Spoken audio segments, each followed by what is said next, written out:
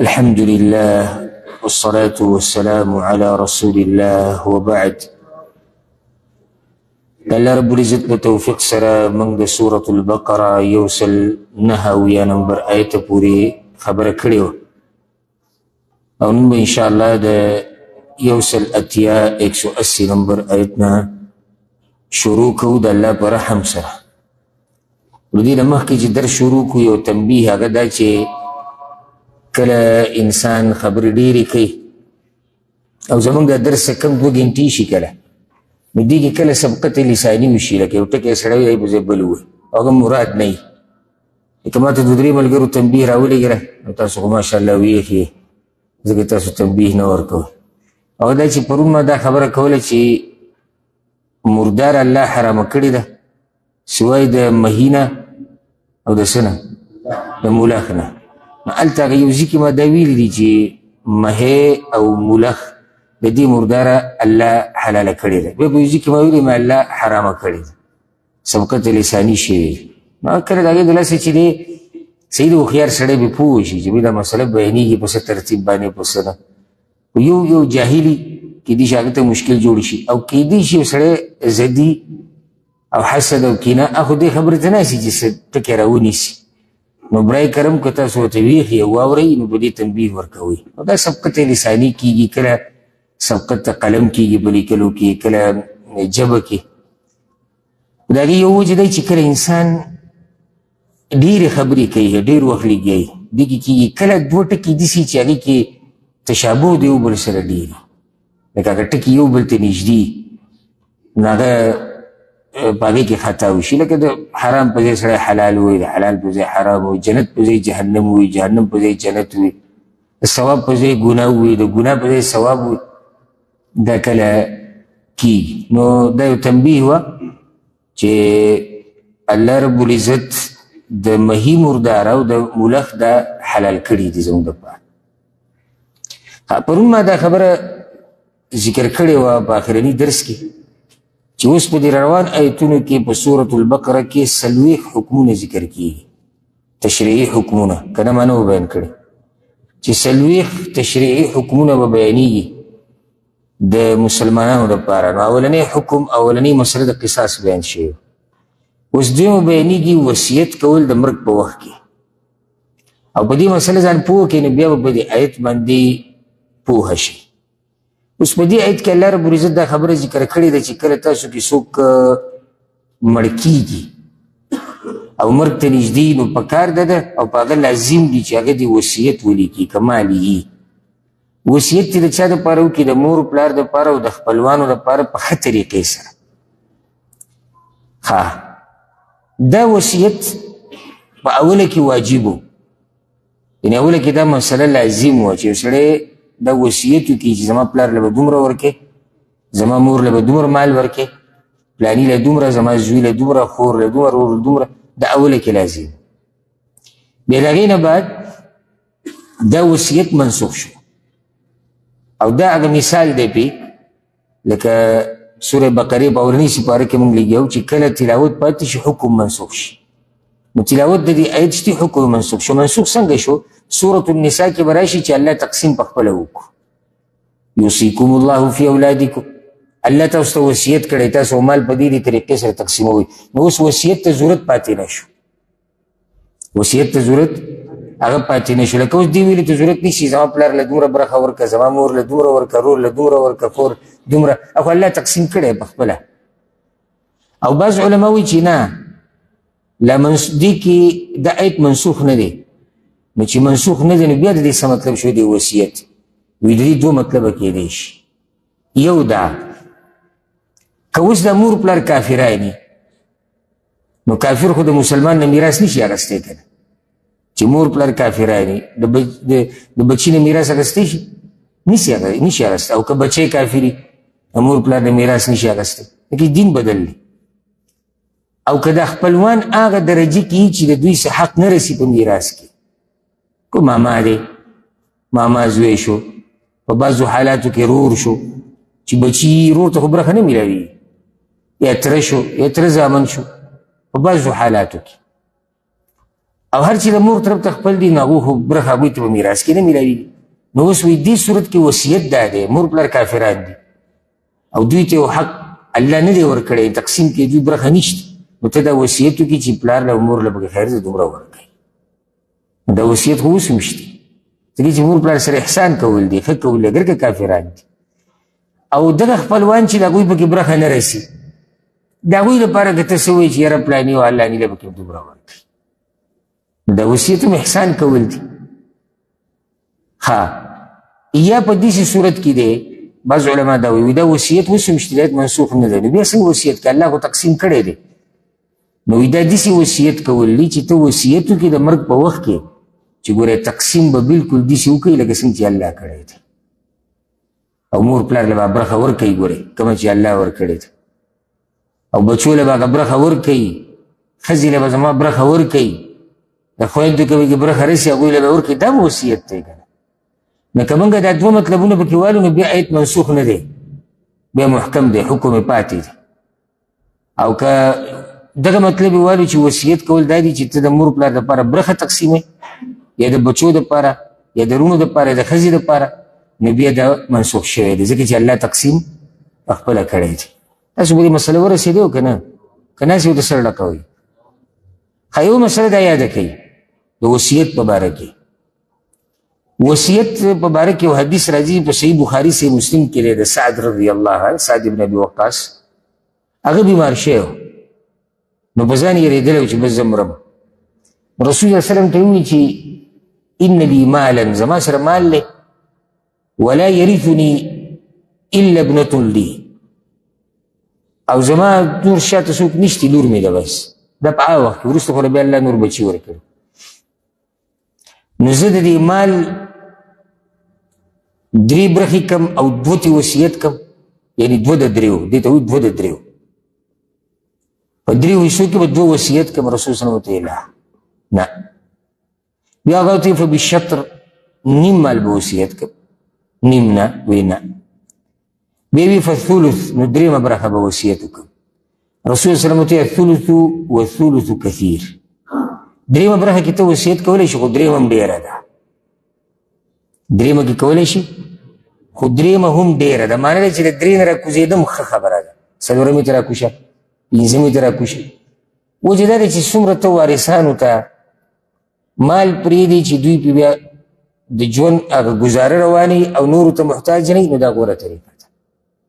که ته زیات نه زیات برخه کې وصیت کې نو څومره ده درېیمه برخه درېیمې نه نه شي زیاتولی وصیت کول غواړي درېیمه برخه د مال کې ته وصیت کولی شي چې دا هغه پلاني له ورکوي چې د هغه په میراث کې برخه نه ده ورسره دا مسله ده کې د وارث دپاره ګورئ وصیت نه وي حدیث کې ښه صفه راغلي د وارث دپاره ته وصیت نشي کولی لکه اوس ستا زامن دي او ته مرې او ته ووایې چې د مشر ته پکې دومره برخه زیاته کوي دا زما وصیت دی دا وصیت نه چلیږي ولې الله تقسیم کړی دی نو د وارث دپاره وصیت نه دی د درېیمه برخه کې چې ته وصیت کړی چا دپاره کیم هغه څوک دی چې د هغه په میراث کې برخه نشته یا ته دا وایې چې په دې به جومات جوړ کوي یا په دې به لاره جوړه کوي یا دا به صدقه کوي یا به دا پلاني فقیر له ورکوي یا به یتیمانان له ورکوي وصیت دې ته وایي یا زما هغه ملګری دی ما سره ډېرې منډې والي زما ورسره وخت تېر شي هغه له به یې ورکوي دا وصیت کولی شي خو زیات نه زیات برخه چې ته پکې وصیت کولی شي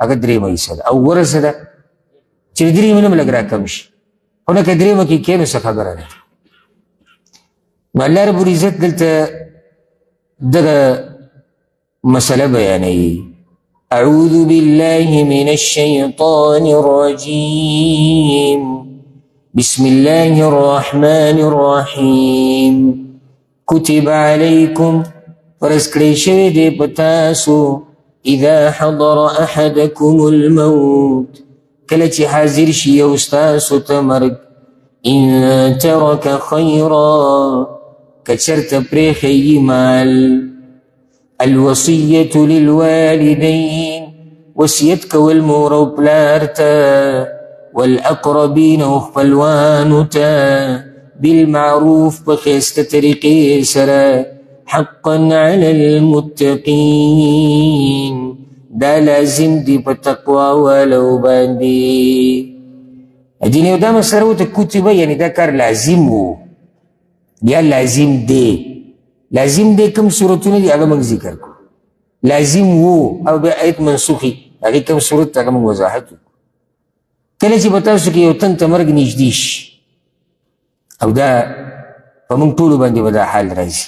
ډېرو خلکو دا قرآن لوستلی دی او ډېرو اورېدلی دی او هغوی دا وخت او دا ګوټ هغوی تېر کړی دی او بیا پسې بلکل په لین کې ولاړ منګوي.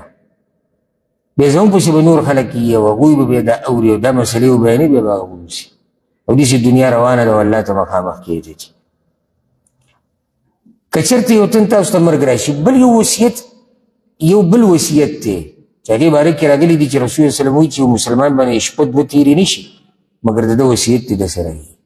او هغې باره کې ما یو څو درسه مخکې خبره کړې وه چې مسلمان له پکار چې د هغه سره د هغه وصیت هغه پروت وي د دین په باره کې وصیت د دنیا په باره کې. کله چې د یعقوب علیه السلام د مرګ خبره ما کوله دې تاسو ته به یاد وي که نه به یاد هلته موږ دا خبره ذکر کړې وه.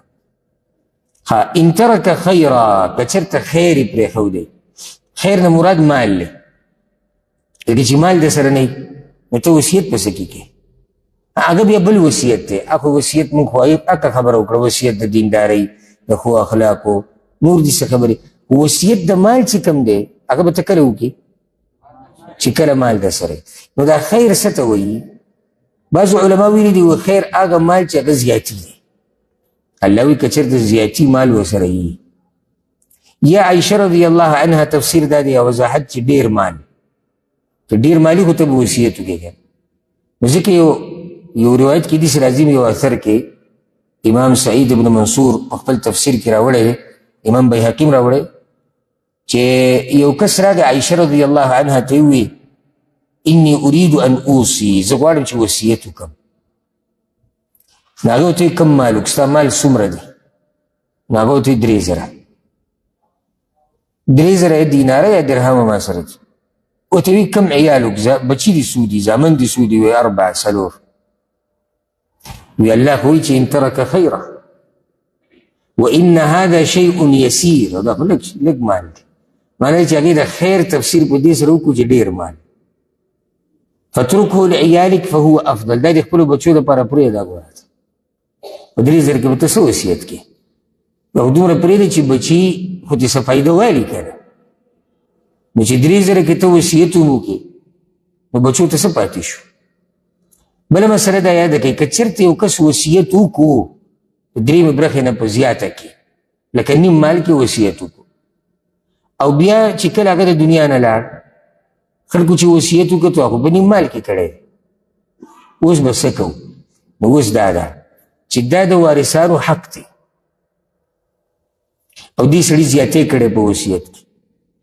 که دوی پرې راځي ټول پرې راځي چې زه خیر دی نو بیا بس په دې د عمل وشي او که دوی راځي نه وي چې نه موږ خپل حق غواړو نو دا به 3 متره کوشي ځکه چې دې سړي په دې وصیت کې زیاتې کړی دی.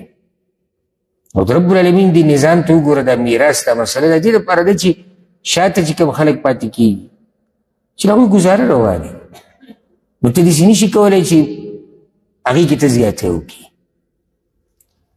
اوس یو سړي وصیت وکړي چېرې پلاني له پکې مه ورکوئ دا پلانی زوی چې دی دا 2 نمبر یا دا 3 نمبر یا دا اولنی یا دا کشرې دله مه ورکوئ ده سره زما طبیعت نه لګېږي دا وصیت باندې عمل نه کېږي. دا د خبرې چې بعض وایي ما خپل بچی بې دخله کړی دی د جیداد نه حق کړی مې دی نو دا مسله یاده که په میراث کې برخه هله د یو وارث نه رسي موږ یو وجه ذکر کړه چې کله دین بدلي پلار مسلمان دی بچی کافر دی یا بچی مسلمان دی او پلار کافر دی یا دا بچی راولګي او پلار مړ کړي د میراث دپاره نو د پکې بیا برخه نه رسي. نور دا پکې نه چلیږي چې یاره دی بچي د پلار خبره نه ومنلې یا ده چې دی دا کار کړی او د دغه کار کړی ځکه پلار ویلي چې دی بې دخله دی دا کېدی شي هغه کاغذونو کې خبره لیکلي وي خو شریعت کې د ده برخه هغه شتي هغه درته میلاویږي. نو د وصیت کې د یو څو خبرې د ذهن ته اچول پکار دي. حقا علی المتقین دا کار حق دی لازم دی په متقیانو پر عام خلک ذکر نکړو وجه دا دی چې متقیان د الله د احکاماتو پابندي کوي فمن بدله بعد ما سمع نو چا چې بدل کړو دغه وصیت وروستو د هغې نه چې واورېدو فإنما إثمه على الذين يبدلون نو یقینا ګناه د دغه کار به په هغه کسان وي چې بدلوي دا وصیت إن الله سميع عليم یقینا الله اوریدونکی پوهه دی دې کې الله اوس یره ورکوي چې وصیت د مړي په دې کې به ګوتې متې نه وایي دا به بدلی را بدلی نه هغه وصیت کړی دی چې یاره دا پلانې د خیر کار پکې وکوي او دی راولګېدو او وارثانو کې دی که یا عامو خپلوانو کې دی راولګېدو هغې کې تبدیلي وکړه چېرې دا مال پاتې شي نو الله وایي ګناه په دغه کس نه ده مړي له به الله اجر ورکوي ځکه چې خپل کار کړی دی ګناه په هغه چا باندې ده علی الذین یبدلونه څوک چې بدلی را بدلی وصیتونه کې ګوتې مه وایي الله وایي نو ځکه وایي ان الله سمیع علیم الله اوریدونکی هم دی پوه هم دی الله پوه دی او ورته پته ده چې هغه مړي څه وصیت کړی او اورېدلی هم دی او الله په دې پوه دی چې دا څوک چې بدلی دی ولې بدلی او د ده په زړه کې ساتي نو الله نو به کوم ځای کې پټ شي اوس که چېرته داسې وشي چې چا په دې وصیت کې زیاتې کړی لکه چا چې دا وصیت کړی دی هغه زیاتې کړی دی غیر شرعي خبره پکې کړې ده ناروا خبره پکې کړې ده ناروا وصیت یې کړی دی رب العالمین وایي که دې کې ګوتې راووایې په نیت د اصلاح کولو نو دې کې ګناه نشته بلکې دا خو دی ښه کار کوي وځکه الله وایي فمن خاف من موص جنفا نو هغه څوک چې یریږي د وصیت کوونکي نه د اورېدو د حق نه او اثم او یا د ګناه نه جنف په عربۍ کې هغه ګناه ته ویلی کېږي چې هغه په خطا سره وي لکه سړی په دې مسله پوهه نه وي یا پوهه دی خو دې ځای کې ښویدلی دی او وصیت کې داسې څه لیکلي دي چې هغه ناروا دي او اثم هغه ګناه ته وایي چې هغه قصدن عمدن کېږي فاصلح بینهم نو جوړه وکړي په منځ د دوی کې فلا اثم علیه نو نشته هېڅ ګناه په ده ان الله غفور رحیم یقینا الله بخونکی رحم کوونکی دی یو سړي وصیت کړی دی او په دې وصیت کې دی د حق نه اورېدلی دی یو چا ته پکې نقصان ورکوي خپلوانو کې یا په یو کس بل را مخکې کړی دی نو او ته راولګېد او په هغې کې دي ګوتې د دې دپاره وویلې چې اصلاح پکې وشي چېرې دا ظلم ونه شي او د دې خلکو په منځ کې صلح راشي جوړه راشي بحران نه شي شریعت ته خبره برابر شي الله یې د باندې ګناه نشته لکه اوس یو سړي وصیت کړی چې لوڼو ته پکې څه نشتي لوڼو ته به برخه نه میلاوي بل هغه وصیت باندې به عمل نه کوو هغه وصیت کړی نه خو وصیت د ګناه کړی ته به ګناه باندې به عمل کې یا وصیت یې کړی دی چې په دې زامنو کې دغه یو لور نه کوي دې باندې به عمل نه کېږي بلکې دا قانون والا هر وصیت یوازې د میراث مسله نه ده هر وصیت چې د الله د شریعت خلاف وي هغې به عمل نه کوي لکه یو سړي وصیت کړی دی چې زما قبر به پوخ کوي په دې به سیمټ واړوئ په دې به چې دی ښه نومونه ولیکئ ګلونه به ور واچوئ بل دا خو چې وصیت یې کړی نو وصیت هغه د شریعت خلاف کړی او حدیث کې راځي چې دا خالق په نافرمانی کې به د مخلوق خبره نه منلی کېږي مخلوق تا ته وایي چې د خالق نافرماني وکړه نو ته به کې ته به نه کې او دغه شان نور به ډېر مثالونه دي وصیت لکه پلار دا وصیت وکړو چې زما دا وصیت دی بچو ته چې د پلانی او د پلانی د دوی سره به غم ښادي نه کوې د مرګه پورې څه خیال عمل به کېږي؟ دیو نه عمل نه کېږي، ځکه چې دا وصیت د شریعت خلاف دی. شریعت خو تا ته وایي چې د خپل مسلمان ورور سره به نه ورانوي. کوشش به دا کوي چې مسلمان سره دې جوړی. پلار تا ته وایي ورانوي که ته د پلار خبره نه منلی کېږي. که ژوندی وي یوازې دغه وصیت دی چې کوم د مرګ په وخت چې ژوندی که نه او تا ته دا ووایي چې دا هغه پلاني خپل خواله به نه ځي، دا هغه پلاني تپوس به نه کوي او دا به نه کوي او دغه به نه کوي، او تا ته پته دی چې شریعت تا ته وایي چې کې وې، نو ته به د شریعت خبره اورې. په داسې طریقې سره چې پلار ته پوه کړي په ښه اخلاقو او په حکمت سره چې دا ناروا ده. دا کوم ځای کې راغلی ته چې کومې خبرې وایې خو خبره به یې نه منلی کېږي. د الله خبره د هر چا د خبرې نه اوچته ده. بیا دا هسې یو حدیث یاد ساتئ او دا امام عبدالرزاق په خپل مصنف کې راوړی دی. دا کوم سړی چې په وصیت کې ظلم کوي خصوصا د میراث په مسله کې، دا ډېر د یېرې حدیث دی. هغه حدیث د ابوهریره رضی الله عنه په کې دا دی چې یو سړی 80 کاله لګي د جنتیانو عمل کوي. یو سړی 80 کاله د جنتیانو عمل کوي. فاذا اوصى حاف في وصیته، بیا مرګ ته نږدې چې کله دی وصیت کوي په هغه وصیت کې دی ظلم کوي، نو د ده خاتمه په بد عمل باندې وشوه. حالانکه 80 کاله د جنتیانو اعمال کړي دي. 80 کاله دغسې یو مثال لکه چې دومره ډېر کلونه د ښه د جنتیانو هغه کارونه کړي دي، خو اخره کې چې راغی په وصیت کې د یوې خبرې د لاسه د یو ټکي د لاسه خپله اخره خاتمه ته وکړه. نو د چا دپاره خپلې خاتمې هغه مه خرابوئ. دا کشان وصیت وکړئ، بلکې د ځان سره هر وخت ساتئ لیکلی چې زما د مرګ نه بعد میراث به داسې تقسیمیږي څنګه چې الله او د الله رسول ویلي چې که د جنۍ برخه ده، که هغه د نارینه برخه ده، که هغه د ښځې برخه ده، که د مور پلار برخه ده، دا به داسې تقسیمیږي. په ما پسې به ویرونه نه کوئ، زما قبر به نه پخوئ، زما په قبر به ګلونه ولونه نه اچوئ، په ما پسې به هغه کارونه نه کوئ وروسته چې هغه بدعت او خرافاتو کې.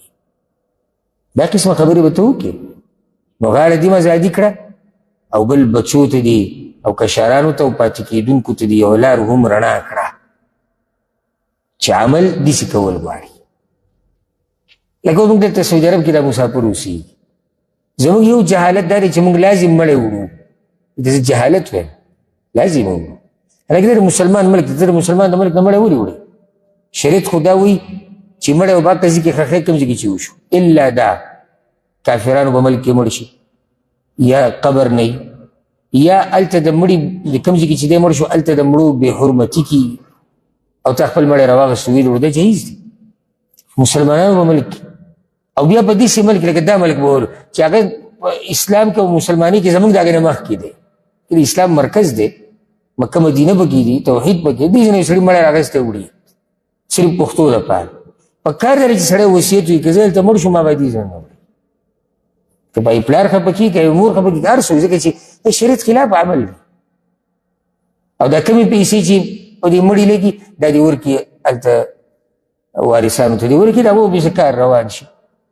نو د شریعت د خلاف ورزۍ نه هم بچ شو، د بچو پې کار روان شو او د ده بې حرمتي هم ونه شوه، ځکه چې دا مړی چې کله وړی کېږي او دی دا دومره وخت چې دی پروت وي او بیا دې وړي، نو د ده د بدن نه بعض دننه سره وباسي، کلمې ملمې را ترې وباسي چې دی نه خرابېږي او بیا پې دوايانې ور واچوي، د بې حرمتي نه ده د مړي. نو دا ګوره څومره فایدې دي چې په شریعت عمل کې الله دې نه راضي شو، د بچو دې کار وشو ځکه چې دومره پیسې چې لګي خو دلته بچو له دې ورکړي. او درېیمه په عزت کې پاتې شوې، بې حرمتي دې ونه شوه. هسې دا به ما یو مثال درکړو، په کار دا دی چې دا وصیتونه مونږ ځان سره ولیکو او دا مونږ سره پراته وي.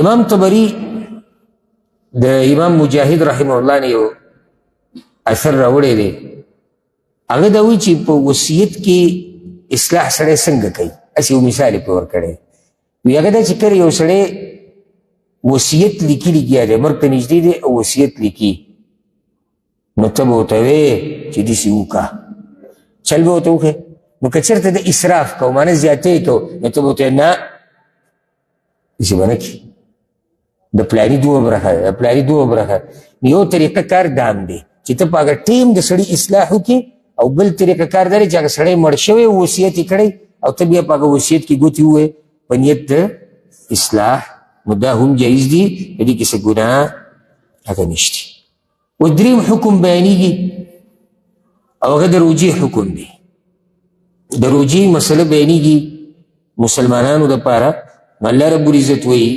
یا ایها الذین آمنوا ای ایمان والو کتب علیکم الصیام فرض کړی شوي دي په تاسو باندې روجې نیول کما کتب علی الذین من قبلکم لکه څنګه چې فرض کړی شوي وي په هغه کسانو چې ستاسو نه مخکې وو لعلکم تتقون د دې دپاره چې تاسو کې تقوا راشي یا ایها الذین آمنوا ای ایمان والو دا پنځمه ندا ده د الله له طرف نه په سوره بقره کې ایمان والو یا ایها الذین آمنوا کتبا فرض کړی شوي ده په تاسو باندې یا فرض دي په تاسو باندې الصیام روجې نیوه روجې دا د هجرت په دویم د رمضان روجې دا د هجرت په دویم کال فرض شوي دي د هجرت په دویم کال نو رسول صلی الله علیه وسلم په خپل ژوند کې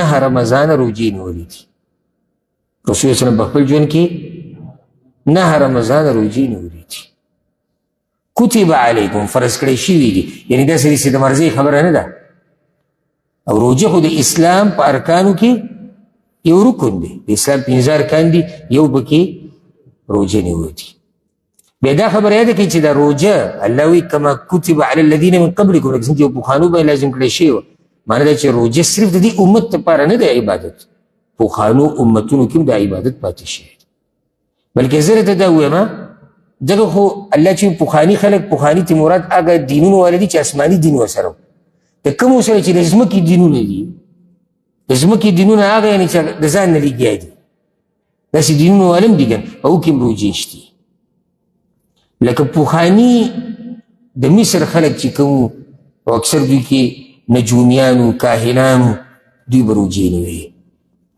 په هفته کې یا په کال کې به لازم دوی 2 ورځې روجې نیوې بیا یونان والا چې کوم دی یونان والا هغوی به روجې نیوې او خصوصا چې کله به سخته راله وایي د سختې نه مخکې به روجه نیسي نو دا سخته به راته اسانېږي چاینا کې چې کوم بت پرست دي دوی هم ګورې روجې نیسي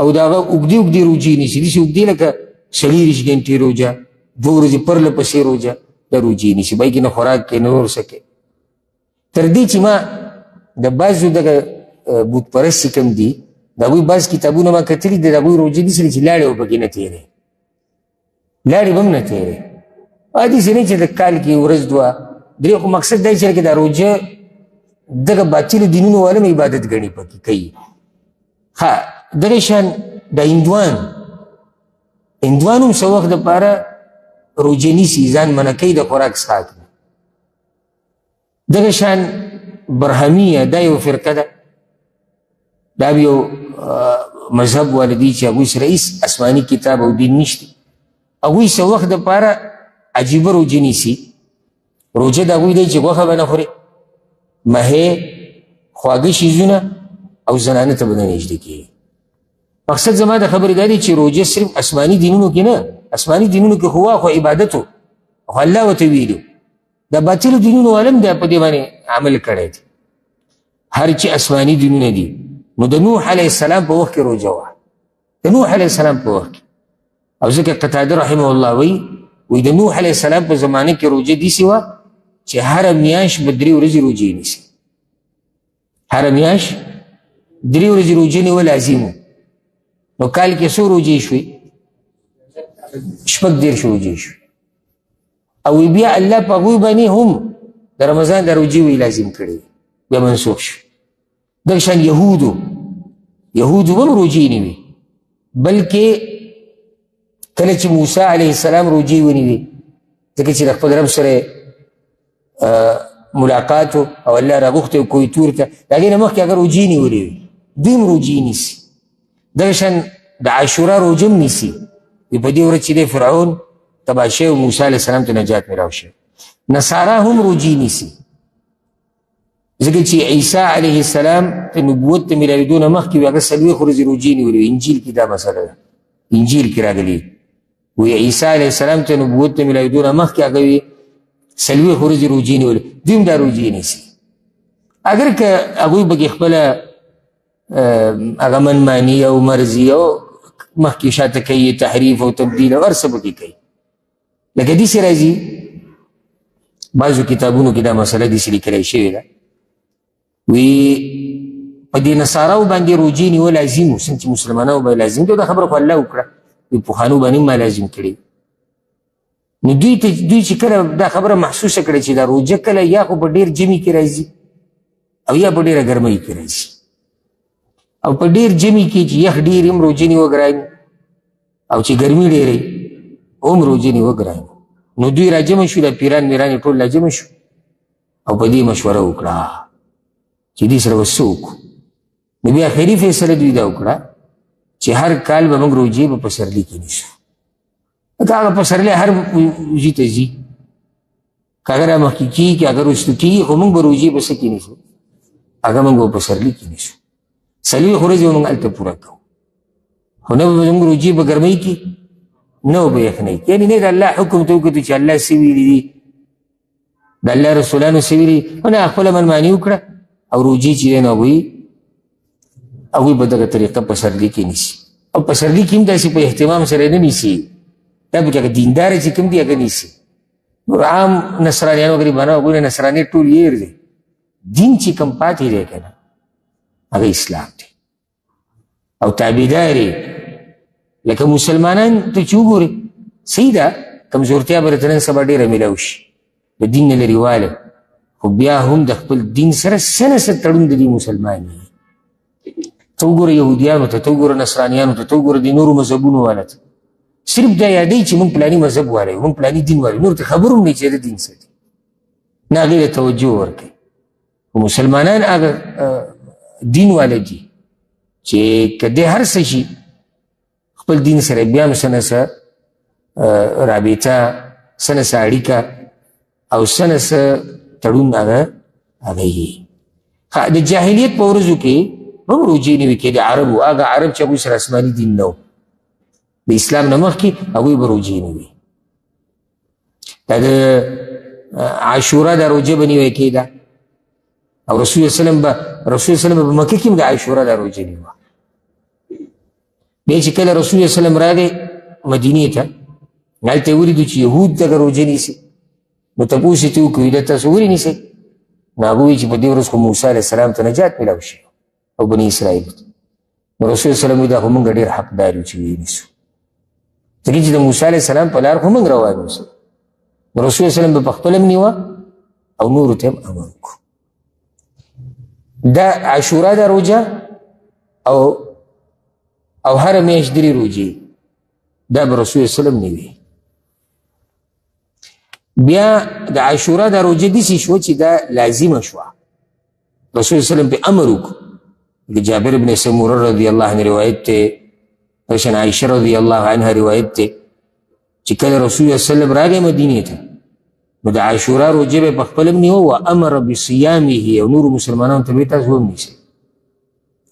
نو فلما فرض رمضان بیا کله چې د رمضان د روجه فرض کړی شوه نو بیا فمن شاء صامه ومن شاء ترکه بیا د مرضي شوه که څوک د عاشورا روجه نیسي ودې نیسي او که څوک یې نه نیسي نو هغه دې نه نیسي. مطلب دا چې دا مستحب پاتې شوه لازم نه وه. نو خلاصه دا یاده کوي بیا تاسو په دې روان ایتونو باندې پوه شئ. په اسلام کې روجه په یو څو مرحلو تېره شوې ده. اولنۍ مرحله دا ده چې هره میاشت 3 روجې نیوه ورسره عاشورا روجه. پته دا مسلې چېرته تاسو په دومره کلونو کې به یو درس کې زما نه اورېدلي که نه دي اورېدلي؟ نه مې اورېدلي. دا خو بیا زما ډېر غټ دغه دی کمی دی چې 14-15 کاله الحمدلله درسونو دعوت وشو تاسو پکې چې د روجې مسله نه ده اورېدلې. اورېدلې دي چېرته؟ داسې وایي اورېدلم د خو یاد راته نه ده. نو ما شکي کوئ چې دا دومره درسونه ما وکړو، ما د اوسه پورې مسلمانانو ته چې د روجې مسله ذکر نه کړه. روجې باندې زما مستقل درسونه دي الحمدلله، او وضاحت پکې من کړی. نو اولنۍ مرحله هغه دا وه چې د عاشورا روجه ورسره هره میاشت 3 روجې دا به نیسي، او رسول صلی الله علیه وسلم امر وکړي داسې به کوئ. ها دویمه مرحله د هجرت په 2م کال باندې رب العالمین د رمضان د میاشتې روجې لازم کړي، نو هغه روجې مستحب پاتې شوې، هره میاشت کې 3 ورځې او د عاشورا. خو دا دویمه مرحله چې کومه ده په دې کې هم د رمضان دا روجې داسې لازم نه شوي چې هر سړی به یې نیسي، داسې لازم نه شوي چې هر سړی به یې نیسي، داسې لازم شوي چې که څوک یې نیسي ودې نیسي، او که څوک یې نه نیسي فدیه دې ورکړي. دا به انشاءالله په دې ایتونو کې اوس به تاسو واورئ. که څوک دا روجې نیسي نو ودې نیسي، او که څوک یې نه نیسي فدیه دې ورکړي، یعنی اختیار شته. خو اختیار داسې نه دی چې یا ونیسه او یا یې پرېږده، نه، یا ونیسه یا فدیه ورکړه. 2 خبرې دي. ها د هغې نه بعد بیا مرحله دا اوس یوه مرحله شوه، درېیمه مرحله هغه دا ده چې دا اختیار منسوخ شو. فمن شهد منکم الشهر فلیصم، الله وایي څوک چې دې میاشتې ته حاضر شو، میاشتې ولیده، دی به لازم روژه نیسي. اختیار څه شو؟ ختم شو. دا پکې نشته چې یاره زه فدیه ورکوم زه یې نشم نیوی، نه، فدیه شتي خو د بعضو معذوره خلکو دپاره. نو دا څومره مرحله شوه؟ 3. 4مه مرحله بیا دا ده، دا یاده کړئ په اوله کې روژه څنګه وه چې که څوک اوده شو، لکه اوس یو سړی دی د ماښام نه واله د سحر راختو پورې په منځ کې اوده شو، نو بس د دې ځای نه اوس په ده باندې خوراک څښاک او ورڅه څه شو، هغه بند شو. څو پورې چې دی اوده شوی نه وي، نو د ماښام نه بعد دی خوراک هم کولی شي، دی څښاک هم کولی شي، دی د خپلې بیبي سره میلاوېدی هم شي. خو که اوده شو به سبا ماښام پورې به ستا روژه. رب العالمین دا خبره منسوخ کړه، دا خبره الله رب العزت منسوخ کړه او په امت اسانتیا راوسته. وایي که ماښام نه بعد ماښام نه واله د سحره پورې که څوک اوده کېږي او که څوک نه اوده کېږي، خوراک څښاک روا دی، د خپلې بیبي سره میلاوېده دا روا دي. نو څو مرحلې شوې؟ څوک داسې شته چې ما ته داسې زر ووایي؟ کمې 4 مرحلې کمې وي تا ته؟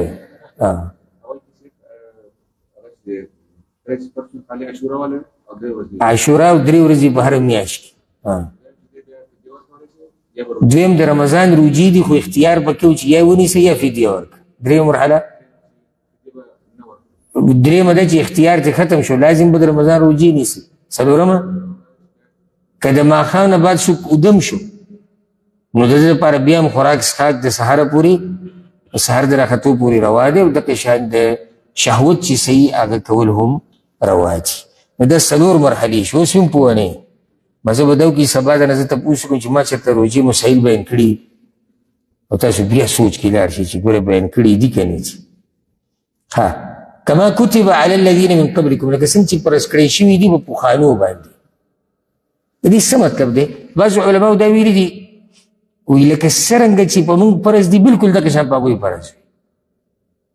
او چا ویلي دي دلته مطلب دا دی لکه څنګه چې په تاسو لازم دي داسې په هغوی لازم وي، خو دا لازم نه دی چې شمار او ټولې مسلې دي یو شی دي، خو لازم په هغوی هم وي، لازم په تاسو هم دي. ولې الله موږ ته دا خبره کوي؟ خو موږ ته به داسې ویلی چې روژې په تاسو فرض دي، نو د دې عبادت شان راښکاره کوي چې دا معموله عبادت نه دی روژې نیول، دا به پخوانو هم وي.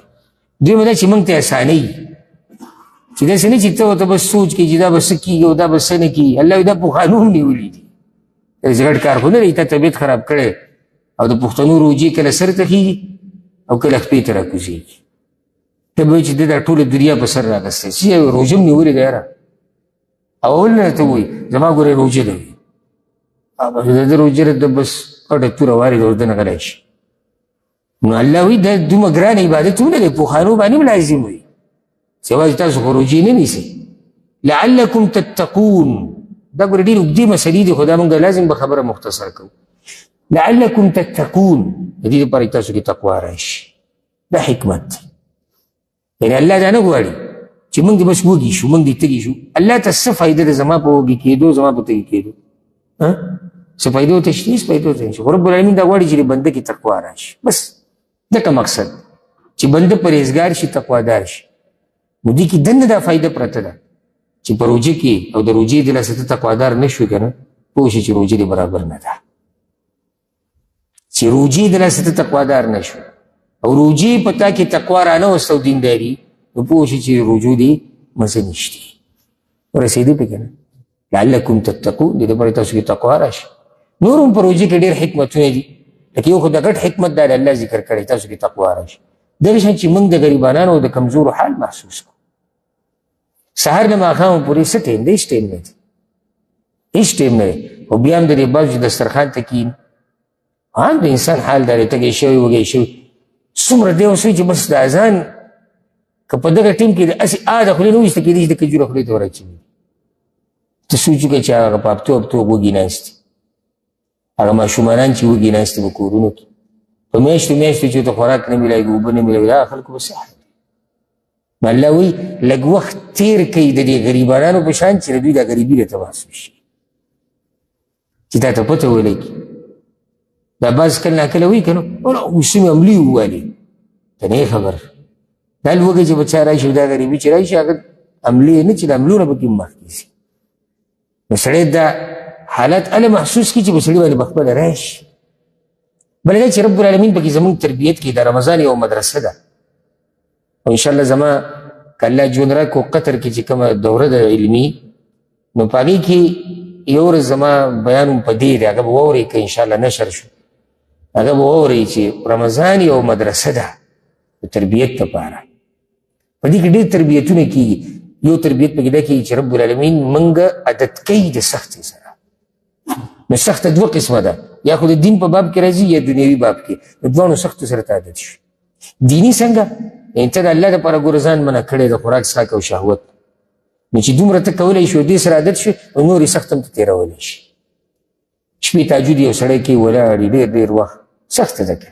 خو تربیت وشي بیا سړی عادت شي دغه شان دنیوي سختو سره هم عادت شوي دنیوي سختو سره کله په انسان باندې ژوند خو ټول یو شان نه کله په تا داسې حالات هم راتلی شي تا ته خوراک میلاو نه شي تا ته څښاک میلاو نه شي یا ستا خوراک او څښاک کم شي نو هلته ستا تربیت هغه شی نو روژې کې لوی حکمت چې الله دلته ذکر کړو هغه څه دی هغه تقوا ده ایاما معدودات یو څو ورځې شمار کړې شوي دي الله وی ډېرې ورځې نه دي ایاما معدودات یو څو د شمار ورځې دي ډېرې زیاتې وکړه یو سړی دې نه غټه قصه جوړه کړي فریضة الدهر نه ده چې ټوله زمانه به ته روژې نیسي معنی ده چې فرض علینا ایاما معدودات په موږ باندې فرض کړی شي څو ورځې الله وایي څو ورځې دي د شمار ورځې دي او د شمار ورځو ته چې کوم سړی د دې عبادتو سره عادت نه د هغه ته طبیعت داسې وي چې داسې طبیعت وي د هغه بیا راله روژه تپوس او د یو نوم سره چې کښېني څو تېرې شوې څو لاړې او څه یې ویلي دی به په شلم رمضان تپوس کوي وي موسمیات والا څه ویلي دي چې سپوږمۍ لکه لا صبر وکړه لا خو اوس موږ شلمه کې یو دا کوم موسمیات والا دي چې په شلمه روژه دا معلوموي چې اختر به کله وي دی پوز یې راغلی دی دی تنګ شوی دی یو سړی ما ته دا وایي چې ولې روژه کې سړی ستړی کېدی نه شي کېدی شي موږ سره په خپله داسې کېږي یو نیمه ورځ سړي روژه نیولي ښه ستړی شي ښه وږی شي ښه تږی شي خو ته به په مخه شکایتونه خو نه کوې که بلکې د دغه ستړي کېدو نه او د دې تږي کېدو نه او د دې وږي کېدو نه به خوند دی ځکه ستا دا چې دا شونډې وچې د الله دپاره وچې دي نو ستا څه خیال دی بیا چې الله به تعالی څه درکوي او ستا شونډې وچې شوي دي او ته وږی شوی او په تا سر چورلي او په تا سترګې تورېږي ولې الله ته دې حالاتو پته نشته؟ پته ده ورته. نو ځکه خو الله وایي که نه حدیث قدسي کې وایي د روجې اجر به زه ورکومه چا ته یې نه ښیم. په سوچ وکړئ د روجې اجر الله نه دی ښولی چې روجې څومره اجر دی، دا الله ته پته ده. د عبادت داسې راز والا دی چې الله وایي بس ما ته پرېږده، بس د قیامت په ورځ به درته پته ولګېږي دې څومره اجر دی. سوچ وکړئ چې ته الله ته مخامخ شي او تا دا دومره روجې نیولي فرضي ورسره نفلي او هغه اجر ته ویني چې هغه الله پټ ساتلی دی. بیا یوه روجې نه د هرې روجې دغه اجر ته وي څومره اجرونه وي.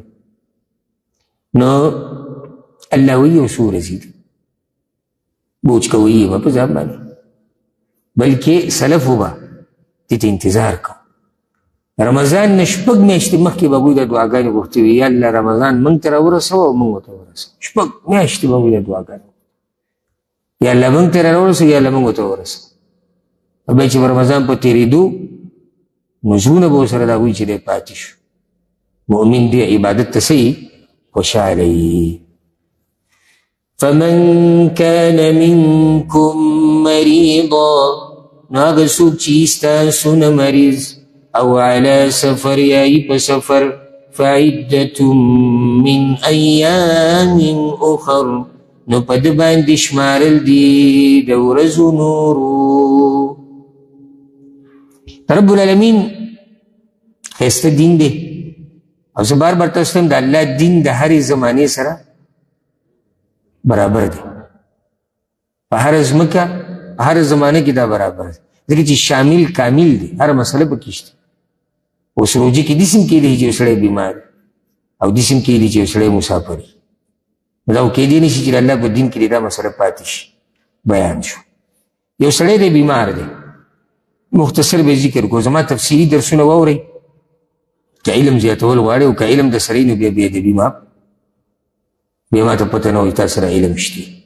خو که څوک علم زیاتول غواړي او روجې خصوصا را روانې دي نو په دې باندې زما مستقل درسونه دي، په دې یوټیوب کې مې شته، په میموري کارډو کې، هر څه کې څوک را پیدا کېدی شي. او ما ښه مستقل د بلوغ المرام نه د دې تفصیلي درسونه کړي د روجې، هغه واورئ. نو زه درته د الله نه مې دا امید دی، دا خبره ته کوم چې روانه روجه به ستاسو به په رڼا کې تېره شي، هرې مسلې نه به خبر یې. ښه موږ څه خبره کوله؟ بیمار په دوه قسمه، بیمار او مریض په دوه قسمه. یو هغه بیمار دی چې هغه د ښه کېدو امید لري، د ښه کېدو امید لري. که داسې بیماري پرې راغله چې ډاکټران ورته وایي ته به ښه شې، د ده هم پته ده او ښه کېدو ته روان دی. نو دا بیماري بیا په دوه قسمه ده، دا چې امید یې د ښه کېدو وي، دا په څو قسمه ده؟ په دوه. یو هغه دی چې انسان دومره نه په عذابوي، روجې کې ورته هېڅ تکلیف نه ورکوي. دا نه ته وایي چې ما روجې پرېښودې په سر مې لږ بوج، په سر مې لږ بوج، دا بیمار دی. یاره دې زنګون کې مې داسې یو ټک شوی دی دړ کړ، زنګون د روجې سره سویمه ده، دا بیمار دی که نه. خو دا داسې بیماري دی چې په روجه اثر نه کوي، نو دا عذر نه دی د روجې پرېښودو دپاره. دویم هغه بیماري ده چې هغې سره امید شتي د ښه کېدو، خو روجه ورسره نه نیوی کېږي، ده ته به خپله هم پته ده. او پوهه ډاکټر تجربه کار هغه ته هم دا وایي چې ته روجې فی الحال مه نیسه. لکه یو سړي اپریشن وکړو، بدن د یو ځای اپریشن یې وکړو چې دته ضرورت دی دوایانې وخوري، د خوراک وکړي، د اوبه وڅښي، ډاکټر ورته ته به داسې کار وکړي چې روجې به یې څو ورځې نه نیسي. نو د دې دپاره دا شو چې فعدة من ایام اخر، شمارول د ورځو نورو دي. دا نورې ورځې به څنګه شماري؟ معنی ده چې قضا به په نورو ورځو کې راوړي چې دا شمار پوره شي، چې شمار د روجو هغه پوره شي. که یو کم دېرش شي نو چې یو کم دېرش پوره شي، او چې دېرش شي چې دېرش پوره شي. بل بیمار هغه دی چې هغه نا امیده دی، ټول عمر بیمار دی، هېڅ د هغه د ښه کېدو څه ګنجایش انساني اصولو کې هغه نشته. خو چې الله وغواړي الله ښه کولی شي. خو نه بعض بیماریانې داسې دي چې هغه مشهورې شوي دي په دې چې بس دې سره انسان ورو ورو ختمیږي او ښه کېږي نه، او روجه نیول ورته ګران وي. نو د دې لپاره مسله بیانېږي چې دی به د هرې روجې په مقابله کې یو غریب د ورځې مړی، یو غریب به مړی. اوس هغه به دومره څه ورکوي چې هغه پرې یو ټیم موړ شي، یو ټیم مناسب خوراک د علاقې او د عرف مطابق به ورکړي. بل هغه دی، بل هغه معذور دی چې هغه مسافر دی، په سفر باندې دی. دلته تاسو ته د مسلو خلاصه بیانوم، نور چې د حدیثونو له ورشي او دلایل له ډېرې اوږدې مسلې. بل هغه دی چې مسافر دی. مسافر ګوره سفر کې روجې نیوه د دې حکم بدلیږي را بدلیږي. کله په سفر کې روجې نیوه حرام شي، کله به حرام وي چې بدن ته نقصان رسی یقیني، چې بدن ته نقصان رسی یقیني، نو روجې نیوه حرام دي. ولې حرام دي؟ ځکه چې الله تعالی رخصت درکړی دی د دې دپاره چې بدن ته نقصان ونه رسي. ته بیا هم لګیا بدن ته نقصان رسي، نو داسې ټیم کې روجه نیوه بلکل نه دي پکار. تا ته پته چې ما ته یقیني نقصان رسي. ها دویم حال هغه دی چې نه سخته پکې ډېره ده، یعنې نه روجو نیو کې داسې مشکل دی چې انسان بدن ته پرې نقصان ورسي او د پرېښودو اجازت شتي. داسې ټیم کې به دی څه کوي چې روجې نیو د ده بدن له نقصان نه ورکوي او روجې نیو د ده په وس کې دي. نو بیا غوره قول د علماو دا دی دلایلو په رڼا کې چې روجه دې ونیسي. ولې دې روجه ونیسي؟ موږ وایو غوره ده، لازم نه ده. ګوره لازم او غوره کې فرق دی. روجه دې ونیسي ولې؟ ځکه چې په دې سره ذمه فارغه کېږي او د مرګ سپته نه لګي. بل دا چې د خلکو سره چې سړی روجه نیسي، ټول مسلمانان نیسي، روجې اسانې شي. چې یوازې سړی نیسي سخته ګرانه. د رمضان د میاشت سړی ټول روجې ونیسي، سړي ته څه مشکل دی، خو چې د شوال دا روجې شروع کړي نو سړي ته ګرانې شي. ولې؟ ځکه چې خوا و شا کې خلک یې نه نیسي. نو روجې نیوه داسې حال کې څه دي؟ غوره دي، افضل طریقه ده. خو که یو سړی وایي چې نه یې نیسم، ښه راته دا سفر هم اسان دی او هېڅ مشکل راته نشته او نه یې نیسم، ګناهګار دی؟ جایز دی، ځکه چې اجازت دله چا ورکړی دی؟ الله ورکړی دی. نو بیا وروسته دې قضا راوړي. بعض وایي نه، نو هسې وایي دا رخصت به د دې ګاډو ماډو جهازونو لپاره به و. دا ډېر عجیبه سوال دی. کوم رب چې دا خبره دلته کوي هغه رب د دې نه خبر چې روان وخت کې به جهازونه او ګاډي وي خبرو. نو چې هغه پکې څه تفصیل ونه کړو چې فمن کان منکم مریض او علی سفر، او یې په سفر باندې، او سفر هغه چې کم د اوښانو دی یا د اسونو او د خرو دی، نو دې دې بیا قضا راوړي به نور ورځي. هر چې سفر د موټرو دی او د جهازونو دی نو هغه نه. الله دې چې ویلی نه شو؟ وی نه وي. نو ته ولې مخکې کېږي؟ بل دا بندګان د چا دي؟ پرېږده دا بندګان د هغوی رب دی. هغه رب وله رخصت ورکوي، هغه وله اسانتیا جوړوي تنګ خطی پورې چې دا خو جهاز دی او دا خو موټر دی او دا خو چې دی ایسي لګېدلی دی او دې پستې کرسۍ ته. نو د پستې کرسۍ د روجې سره سوی به ده. کله سړی به پسته کرسۍ ناستي خو جبه به اوبو په ځای چې ګز راوځي، نشي کېدی. کله سړی ښه به پسته کرسۍ ناستي، ښه په مزېدار ځای کې ناستي او په ډوډۍ پسې داسې چې الله څه مې وخوړی دی وایي پسته کرسۍ او ایسي. ولې په ایسي کې سړی نه وږی کېږي؟ چې موسم یخ شي او ایسي لګېدلی نو سړي بیا ښه ځای ته زړه کېږي چې ښه ګرم ګرم خوراک کړي او ښه ده. رب په دې خپلو بندګانو ښه پوهېږي، هغه ورله دا رخصت ورکړی دی. ما ورته پکې څه لګوتي وو؟ نه جي زمونږ مذهب او زمونږ مولوي صاحب او زمونږ کتاب هر څه ګاډې ته کېږده. دا کتاب د الله دی، کوم چې دا خبره پکې کېږي د الله د کتاب مخکې او د رسول صلی الله خبرو مخکې به څوک دا خبرې نه کوي. موږ دا وایو که څوک یې نیسي او تکلیف ورته نه وي غوره ده. ولې؟ ځکه چې ذمه به فارغه شي او دا په یو قرض پاتې شو، حق د الله پاتې شو. قرض چې څومره زر ختمه کړه. دا د سفر مسله شوه.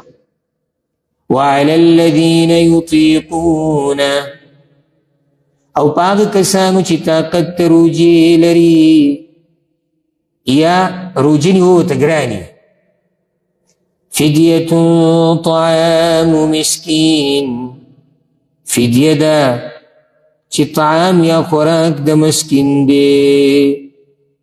وعلى الذين يطيقونه یو مطلب دا دی چې هغه څوک چې روژه نه غواړي ورته مشکل دی ګرانه، یا روژه نیوی شي خو د اسلام په اوله کې اختیار دی.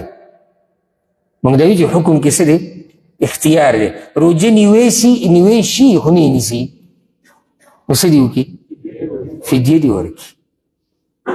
د دې آیت وضاحت په دوو طریقو سره کیدی شي. یو طریقه خو دغه شوه چې موږ دا وایو چې د اسلام په اوله کې حکم داسې و چې د رمضان روژې که څوک نیسي نو ودې نیسي، او که څوک یې نه نیسي نو هغه دې فدیه ورکړي. دویم د دې حکم داسې که دغه شي نو بیا خو منسوخ شوی دی، دا اولنی چې موږ کوو، او په دې کې داسې معنی هم شته چې هغه منسوخ شوی نه ده. عبدالله بن عباس رضی الله عنهما دا قول وعلى الذين يطيقونه، وی هغه کسان چې روژې نیوه ورته ګرانې دي، تکلیف دی ورته، لکه هغه سپین ږیری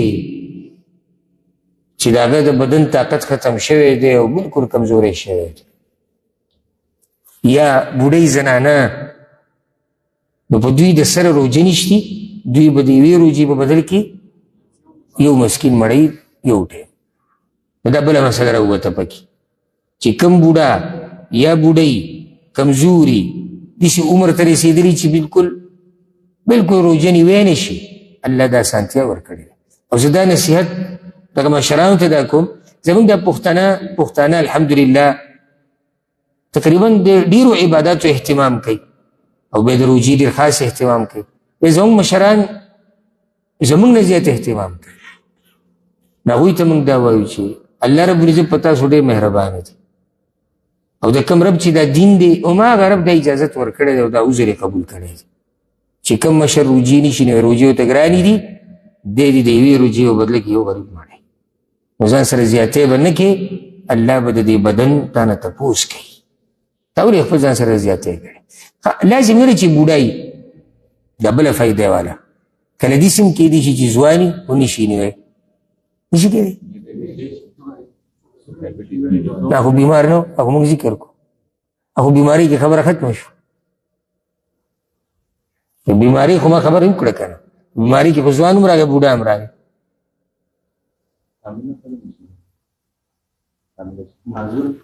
هغه هم په دې عذر کې راغلی. معذوره څنګه معذوره یې؟ ستا خبره صحیح ده خو که لږ واضح یې کړې. واضح یې دي چې ګوره کله ناکله ښه ځوان سړی هسې یو مثال به ووالو بدن یې نه غټېږي، دا هم یو د وینې مشکلي او معذوره پاتې شي.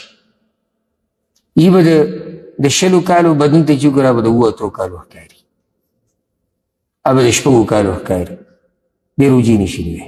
دې چې روژه نیوه ورته ګران، د دې دپاره مو زر دقه شو وعلى الذين يطيقونه، او هغه کسان چې هغوی ته روژې نیوه ګران دي نو دی پکې هم دننه راغی. ډېر ښایسته دین دی خو مشکل موږ کې دی چې موږ پرې پوهه نه یو. فمن تطوع خیرا، نو چا چې په خوشحالۍ سره وکړه یو نیکي، فهو خیر له، نو دا ډېره غوره ده د ده دپاره.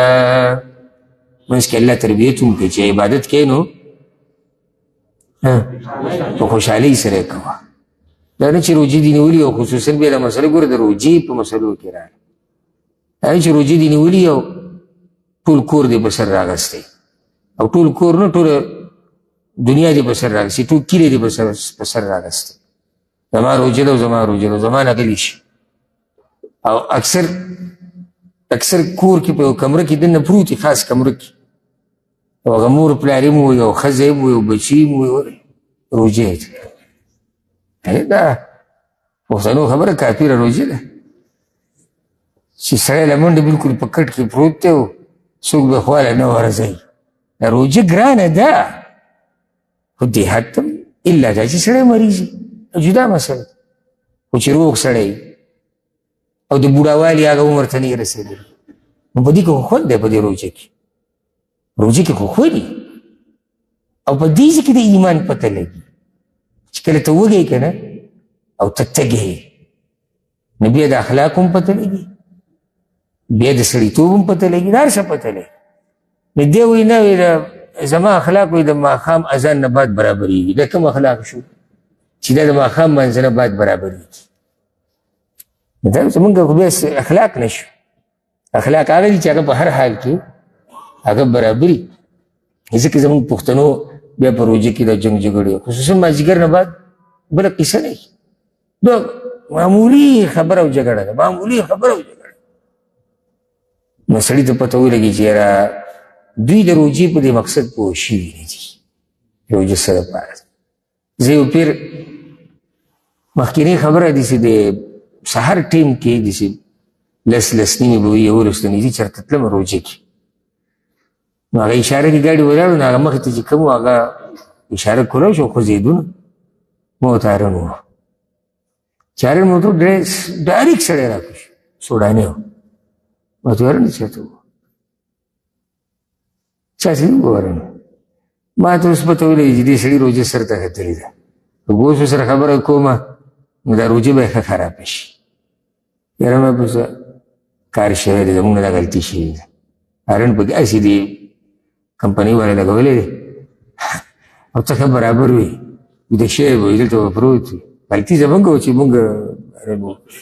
دا اوس لکه د بعضو دا روژه هارن به نه وایي.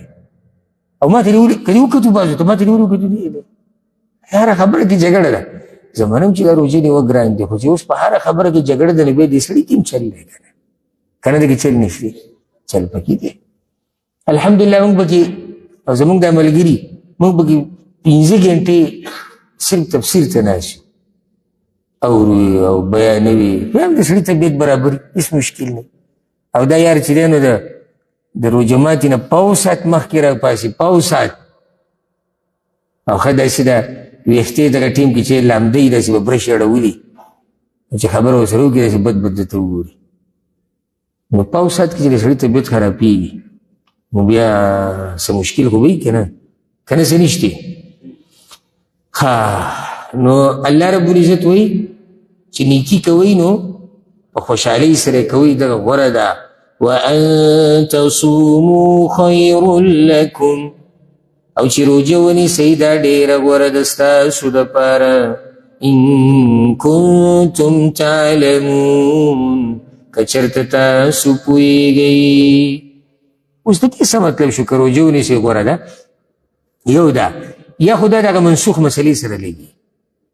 او هغه مسله دا وه که څوک روژه نیسي نو ودې نیسي، که څوک نه نیسي فدیه دې ورکړي. الله وایي خو که دې ونیوه نو دا ډېره ښه ده، دغه بیا د دې فدیې نه ورځه. او که عامه خبره شي نو روژه نیول دلته الله چا دپاره وایي چې غوره دي؟ مؤمنان خو به روژه نیسي، روژه خو په هغوی لازم ده، لازم به نیسي. نو دلته دا کیدی شي چې مطلب دا یي چې الله دې بیمار ته وایي، هغه بیمار چې روژه نیوه پشتي.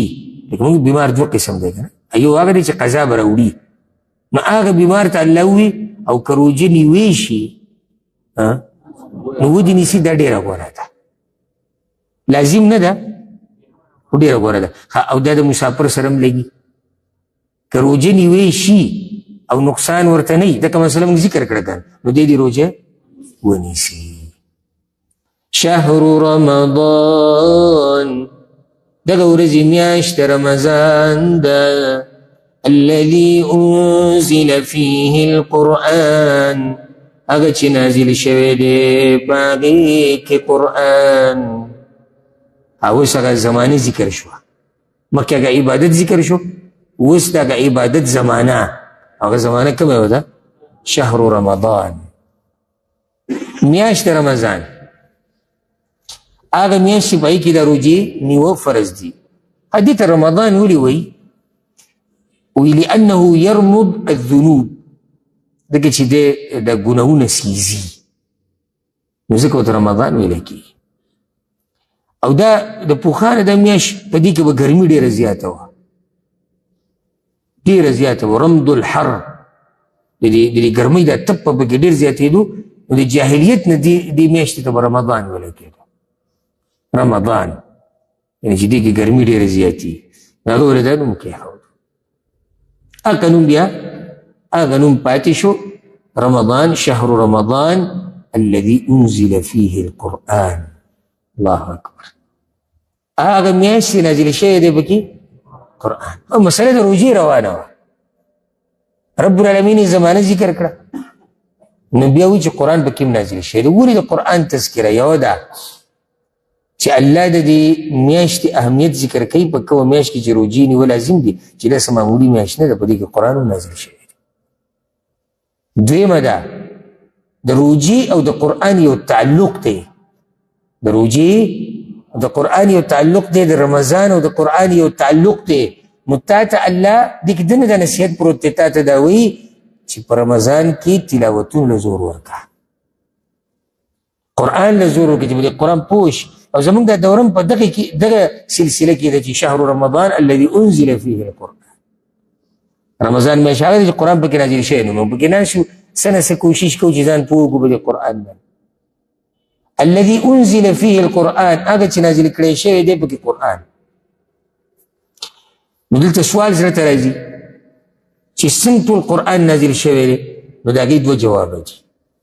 اولنی جواب دا دی چې هغه میاشت چې په هغې کې ابتدا د نزول د قرآن شوی ده، ابتدا د نزول د قرآن شوی ده. بیا خو دېرش کاله کې راغلی د قرآن، خو ابتدا کله شوی ده؟ د رمضان په میاشت کې شوی. دویمه ده چې عبدالله ابن عباس رضی الله عنهما وایي قرآن د لوح محفوظ نه د لیلة القدر په شپه کې چې دا د رمضان په میاشت کې راځي، د دنیا اسمان ته په یو ځای راکوز شوی دی. ټول قرآن د لوح محفوظ نه، خو لوح محفوظ کې وکنه الله سره، د لوح محفوظ نه دا ټول قرآن په یو ځای د دنیا اسمان ته چې هلته بیت العزه یو ځای دی، هغې ته الله رب العزت دا ټول قرآن را لېږلی دی د روژې په میاشت کې، بیا په 30 کاله کې لږ لږ راکوز شوی دی. نو دواړه خبرې دي، ابتدا هم په دغه میاشت کې شوې ده او د دنیا اسمان ته په یو ځای په دغه میاشت کې راغلی. او سبحان الله د دې نه بعد بیا په بل چا باندې وحي نه راغلی. دغه سره بیا خبره ختمه شوه. او انس بن مالک هغه روایت په تاسو ته معلومي چې ابوبکر او عمر رضی الله عنهما د رسول وسلم د وفات نه بعد به د ام ایمن خواله ورتلو، ځکه چې رسول وسلم به د هغې زیارت له ورتلو. ډېره قدرمنه زنانه وه، مشره زنانه وه، رسول وسلم به یې خواله ورتلو. نو دا دواړه چې پسې ورلو نو هغه په ژړا شو. هغوی ورته دا ووایي ګوره وي د الله سره چې څه دي د خپل پیغمبر دپاره هغه د دنیا نه غوره دي. هغه ورته دا ماته پته ده، زه په دې نه ژاړم، هغه ماته پته ده چې الله سره چې څه دي هغه د دنیا نه غوره دي پیغمبر دپاره، خو ژاړم په دې چې هغه تازه وحي به راتله نو هغه بنده شو. نو ابوبکر او عمر رضی الله عنهما فجعلا یبکیان معها، نو هغه دواړه ورسره په ژړا شو. د دې نه بعد بیا وحي نه ده راغلی. دغه وحي چې شروع شوی وه د رمضان په میاشت کې، دغه وحي چې ختمه شو نو بیا بله وحي نه ده راغلی، یعنې مطلب بل پیغمبر باندې. بله مسله دا یاده کوي څومره اسماني کتابونه چې دي ټول د رمضان په میاشت کې نازل شوي دي. داسې دې فضیلت ته وګورئ، څه ناشنا میاشت ده. څومره اسماني کتابونه چې دي هغه ټول په دغه میاشت کې نازل شوي دي. لکه روایت کې راځي امام طبراني راوړی او په کې دا دي چې د ابراهیم علیه السلام د صحیفې دا 3 ورځې تېرې شوي وي، د رمضان 3 شپې تېرې شوي چې دا نازلې شوي. یو روایت کې داسې هم راځي چې د ابراهیم علیه السلام دا صحیفې نه دي کومې چې الله ورکړي، دا د رمضان په اولنۍ شپه نازلې شوي دي، په اولنۍ شپه. تورات په موسی علیه السلام نازل شوی او د رمضان 6 شپې تېرې شوي دي. څو شپې؟ 6 تېرې شوي. انجیل په عیسی علیه السلام باندې نازل شو او د رمضان 14 شپې تېرې شوي دي. او زبور په داود علیه السلام نازل شو او د رمضان 18 شپې تېرې شوي دي. وانزل الفرقان على محمد صلی الله علیه وسلم، او فرقان پر رسول وسلم باندې نازل شو په دې اخرني 10 شپو کې، په هغې کې هم په هغه طاق کې. نو ټول قرآن دا په یو ځای د دنیا اسمان ته راغلی دی، بیا لږ لږ راغلی دی. او څومره آسماني کتابونه چې دي دا ټول په رمضان کې نازل شي. بیا په رمضان کې یو شپه ده، کم کم فضیلت به د رمضان ذکر کوم چې هغې ته څه وایي؟ لیلة القدر، تقدیر شپه، قدر اندازې ته وایي. نو په دغه شپه باندې د هر چا د یو کال تقدیر ولیکلی شي، یعنی ملایکو ته د یو کال تقدیر د هر چا حواله شي چې روان کاله پورې د په ژوند کې دا دي. الله سره خو دی تقدیر، خو چا ته حواله شي؟ ملایکو ته. اوس یعنی یو څو وخت بعد که الله موږ ژوندي وساتلو او که دغه تقدیر چې الله تیر شوي رمضان کې د لیلة القدر په شپه ملایکو ته ورکړی دی، که په هغې کې زموږ ژوند یي را روان لیلة القدر پورې، نو بیا به د یو کال بل شي. بیا هغه پته نه شي چې هغه به آخري سر ته تقدیر لیکلی شوی که نه، هغه به په منځ کې مونږ ختمېږو ځو به، کومه بیماري به وي، کومه سخته به وي، کومه راحته به وي، کومه خوشحالي به وي. الله اکبر. ځکه وایي مونږ بعض وایي که نه علما وایي مونږ د تقدیر په ورګوي روان یو، د تقدیر په ورګوي دا دی که مونږ بې داسې روان یو. اوس هېڅ چا ته پته نه شي چې کوم ځای کې دی وکړېږي، ټول روان دي. څوک داسې لاړ، څوک داسې لاړ، څوک داسې لاړ، څوک نږدې راوړېږي، څوک لږ لرې راوړېږي، مرګ راشي. نو زمونږ هغه فیصلې هم شوي او تقدیر اقسام دي. او زه تاسو ته انشاءالله په نورو درسونو کې ذکر کوم. یو دا قسم یاد ساتئ، د یو کال تقدیر. نو د یو کال تقدیر دا کله راځي؟ د لیلة القدر په شپه کې. او چا دا ویلي دي علماو بعضو وایي دې ته لیلة القدر د قدر او د عظمت د لاسه وایي چې دا ډېره قدرمنده شپه ده. او په دغه شپه باندې ملائک او جبریل علیه السلام هغه هم راکوزېږي. او خپلې مسلې د دې موږ په نورو درسونو کې بیان کړي دي چې د دې نښې څه دي، علامات څه دي، هغې دپاره نور درسونه واورئ. شهر رمضان الذي انزل فيه القرآن، چې نازل کړی شوی دی په قرآن، هدى للناس، چې هدایت دی د خلکو دپاره، وبينات من الهدى والفرقان، او ښکاره خبرې د هدایت دي او د جدایي راوستلو په منځ د حق او د باطل کې. قرآن الله وی هدایت دی د خلکو دپاره، وبینات او ښکاره خبرې دي، من الهدى د هدایت والفرقان، او هغه خبرې دي چې د حق او د باطل په منځ کې فرق راولي. یو سوال زړه ته راځي، پته ستاسو زړه ته به راغلی او که نه، ځکه چې تاسو خو ډېر ویښ ناست یې، نه چې دا ډېر ویښ ناست یې د زړه ته سوالونه نه راځي. وی هدایت دی د خلکو دپاره، بیا وی ښکاره خبرې دي د هدایت. حقه خبره نه شوه؟ ښه کوشش دی.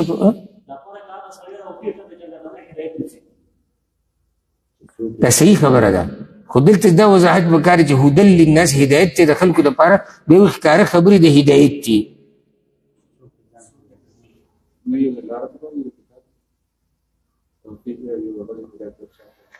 نه موږ دا نه وایو، دا خو تاسو د قرآن دغه صفت وضاحت کوئ ټول. الله وایي د قرآن هدایت د خلکو دپاره دی او ښکاره خبرې د هدایت دي. نو دواړه یو شان خبره نه شوه. ولې الله وایي چې هدایت د قرآن د خلکو دپاره هدایت دی، بیا وایي د هدایت ښکاره خبرې دي؟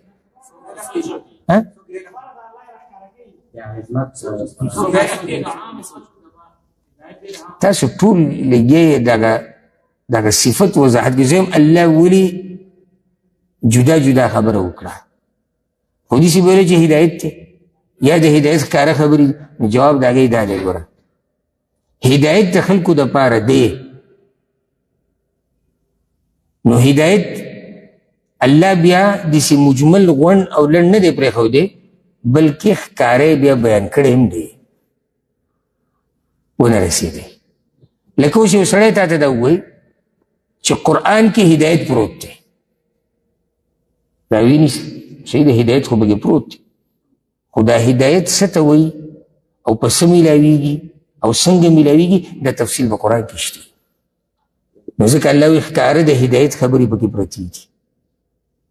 مخکې اجمال شو، خبره مختصر ذکر شوه، د الله تفصیل مشتی قرآن کې هر قسمه هدایت پروت دی. بله دا د هدایت خبرې خوشتي خو ښکاره بینات مطلب دلایل د دغه هدایت پکې موجود دي.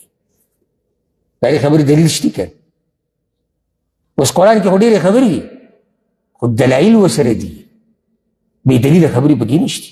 د هدایت خبرې دي سره د دلایلو. اوس موږ ته رسېدی والفرقان او دا خو واضح ده. قرآن موږ دا مخکې دا خبره ذکر کړې سورې بقره کې چې صرف قرآن نه د هر آسماني کتاب دا صفت دی چې د حق او د باطل په منځ کې فرق راولي.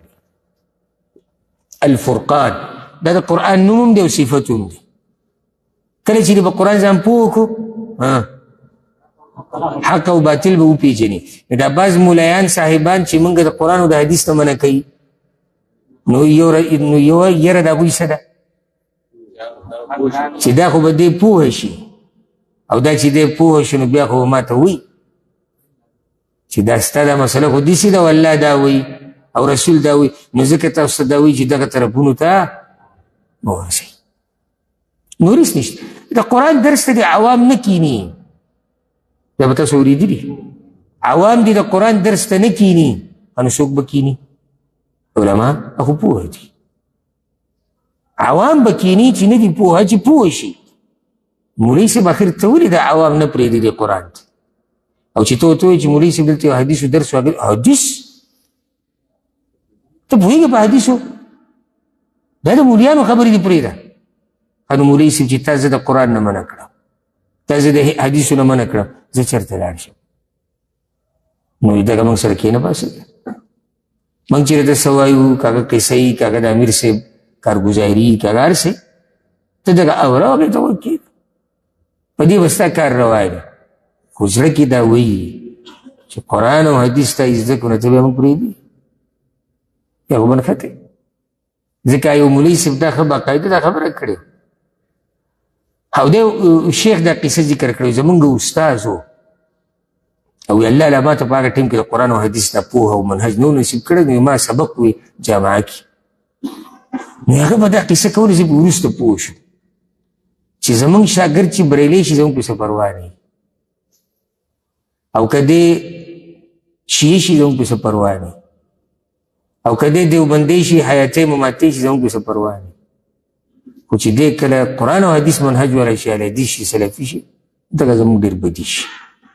نو بیا چې ما ته پوه شو چې آخر دې کې څه چل دی وایي چې بریلی شي الواګانو پورې ونښلي بریلی شي الواګانو پورې قبرونو پورې درګاهونو دربارونو پورې نښتی دي نو دې ګرځي دي موږ اوس نقصان نه راکړي چې شیعه شي ماتمونو پورې نښتی تورې جامې او ماتمونو کته ګرځي دي دا له دې چغې وایي که حیاتی مماتی شي نو بیا دکه دا کابرینو قصې کوي چې زمونږ بزرګان به داسې وو زمونږ بزرګانو به دا وي او مشرانو دا ویلي دي او مشران داسې خو چې کله سلفي شي که نه او د سلفو په لار روان شي قرآن او حدیث په منهج بیا موږ نه پرېږدي بیا موږ ته وایي دا مسله غلطه ده او دا بې دلیله ده او د دې دلیل کوم ځای کې دی او دا خو بې دلیله نو موږ له جاښه جوړه کړي. نو چې کله ته په قرآن او حدیث پوه شي نو بیا ته حق او باطل هغه پېژنې او فرق پکې کولی شي. فمن شهد منكم الشهر فليصم نو څوک چې حاضر شو ستاسو نه دې میاشتې نو روژې دې ونیسي د هغې دا اوس هغه زړه مسله منسوخ شوه معلوم دی که نه دا اوس د روژې هغه درېیمه مرحله ده اوس پکې اختیار ختم چې په چا دا میاشت راله هغه روژې نیسي اوس پکې اختیار نشته. ومن كان مريضا او څوک چې ناجوړه او على سفر یای په سفر فعدة من ایام اخر نو په ده باندې شمارل دي د نورو ورځو یرید الله بكم اليسر غواړي الله په تاسو اساني ولا يريد بكم العسر او نه غواړي په تاسو ګراني. الله ستاسو لپاره اسانتیا غواړي او نه غواړي تاسو ته مسله ګرانه شي. څنګه مثال مسافر بیمار چې څوک بالکل نشي نه اسی زه غواړم تاسو ما ته د روجې داسې په روجې کې چې کوم اسانتیا الله پیدا کړې هغه بیان کړي. درې خو بیان شو: مریض، مسافر او هغه مریض یا بوډا چې بالکل یې نشي نه. بله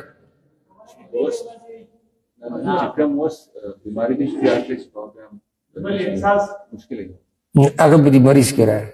نه اسانتیا زه وایم، اسانتیا د حکمت ذکر کړو. بارک الله فیک. مخکې داسې وه که ته د ماښام نه بعد اوده شوې نو بس بیا څه نشي خوړی، الله هغه مسله ختمه کړه. بله فدیه هغه مخکې ذکر شو چې کمزوری یا هغه بیمار چې نه ښه کېږي. بله اسانتیا څه ده؟ اسانتیا په رجوع کې څه ده؟ هغه ذکر شو.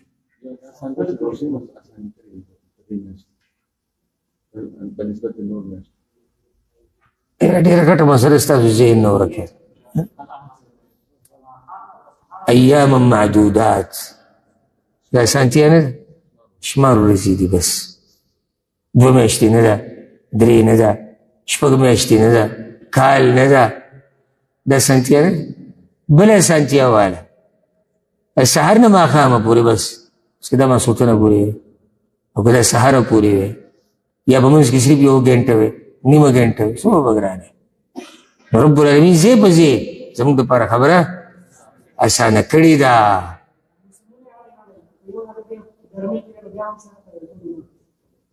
او که ټول عمر یو موسم کې بارک الله فیک موسمونه بدلیږي را بدلي. اوس تقریبا جمعې لره روانه ده او دا یو خبره ته وکړم ډېره د سوچ خبره ده.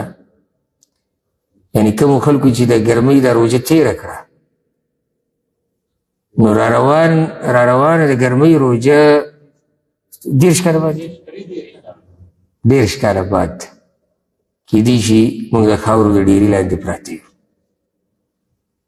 او یا کیونو کېدای شي نیوی نه شو. ما ته یاد دي چې کله موږ واړه په ژمي کې روژه وه، نن دا دی راله. هغه په وړوکوالي کې ما ته یاد دي چې روژه ماتي ټیم کې او په روژه کې به زموږ والده الله دې وبخي ټول موږ ته به دا پیړې پیړې جامې اچولې او بیا د هغې نه بعد زموږ نه هېر شو چې لا ژمي کې روژه وي. او اوس دا موسم هم پوره ژمي کې نه، روان کال او پوره ژمي کې هغې پسې بل کال بیا دې نه 30 کاله بعد اوړي ته به راکوزېږي. دا یو اندازه ده، داسې دا پکې د سوچ خبره ده. ولتکملوا العده او د دې دپاره چې تاسو پوره کړئ شمار. څنګه پوره کړئ شمار؟ د الله چې تاسو ته ووایي چې اوس یې پرېږده او بیا قضا راوړه نو ګوره 2 فایدې. خبره درته اسانه هم شوه، سفر دې ښه مزېدارو شو، بیماری کې د تکلیف ملو نه شو او شمار دې هم پوره کو. 2 فایدې، شمار هم پوره شو او روژه نیوه ته هغه اسان دي، هغه سخته کې دې ونه نیوه. ځکه الله ولتکملوا العده ولتکبروا الله علی ما هداکم او د دې دپاره چې لوی بیان کوي د الله په هغه طریقه چې ښولې د تاسو ته ولعلکم تشکرون او د دې دپاره چې تاسو شکر ادا کوي. ولتکبروا الله علی ما هداکم 2 مطلبه دي. یو او د دې دپاره چې لوی بیان کوي د الله په هغه طریقه چې ښولې د تاسو ته. دلته مراد تکبیرات د هغه دي اختر په شپه چې شروع کېږي. رمضان د آخري ورځ چې ختم شي او د اختر شپه داخله شي تکبیرات شروع شي که نه نو چې بیا تاسو تکبیرات ووایئ. ولې؟ ځکه چې شمار هم پوره کړو، روژه په خیر خیریت سره تېره شو. خو څنګه به دا تکبیرات ووایئ؟ علی ما هداکم، لکه څنګه چې درته الله ښوولي دي. بل تفسیر د دې دا دی او بل مطلب وایي د دې دپاره چې د الله لوی بیان کوي علی ما هداکم په دې چې تاسو ته هدایت کړی دی. د الله لوی بیان کوي په دې چې تاسو ته هدایت کړی. تاسو ته هدایت د روژې نه دی کړی، هدایت د قرآن د ویلو په روژه کې، هدایت د تراوو، هدایت د تهجدو، هدایت د دعاګانو، هدایت د درسونو، هدایت د صدقو، هدایت د اعتکاف، هدایت د سرسایه، نو چې الله رب العزت ته دا نیغه لار او د دیندارۍ لار ښودلې ده الله وایي لوی مې بیانوي بیا ده ولعلکم تشکرون او د دې دپاره چې تاسو شکر ادا کوئ ولې الله هدایت ښولی دی موږ ته الله چې کوم احکام موږ باندې لازم کړي په هغې عمل وشو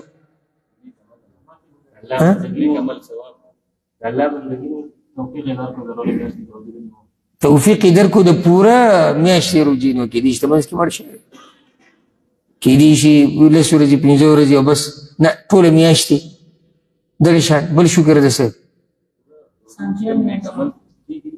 رجوع کې چې کوم اعمال کېږي هغه وشو بارک الله فیک د سختۍ نه بعد اسانتیا راغله یو میاشت روجې ونیوی شوې اوس پسې بوزه شوه روغ صحت دی و لکه یو سړی هغه دی چې هغه د سره بیمار شوی نه دی ټول روجې ونیوي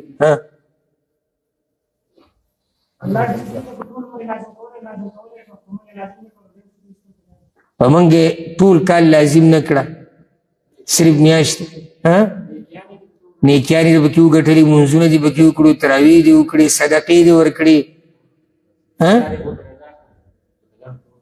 د اور نه پکې بندګان آزاد شو د الله دې پکې رضا کو داسې ډېرې خبرې دي ولعلکم تشکرون ګناهونه پکې ورېجېدو ګوره او هغه چا چې سفر کې پرېښودي دي یا د بیمارۍ د لاسه او بیا یې قضا راوړه نو د الله شکر په دې چې شمار پوره شو شمار نیمګړی پاتې نه شو په هر حال د الله شکر دی په هر حال انشاءالله سبا به شروع کوو د 186 نمبر آیت نه او نن دا سبق لږ کم وویلی شو په دې چې ټول احکاماتو او دا سپاره نه دا دویمه سپاره د ختمېدو پورې دې کې ټول احکامات دي نو دې کې سړی لږ راټینګي که موږ دې نه واورو د سورې بقره ختمه شو انشاءالله که نه نو بیا ډېر اساني خو په دې کې ما داسې هم کولی شو چې لفظي ترجمه مې کړی ور تېر شوی خو بیا موږ په مسلو نه پوه شوی نو چې موږ په دې قرآن باندې پوه شو دغه به زموږ دپاره لوی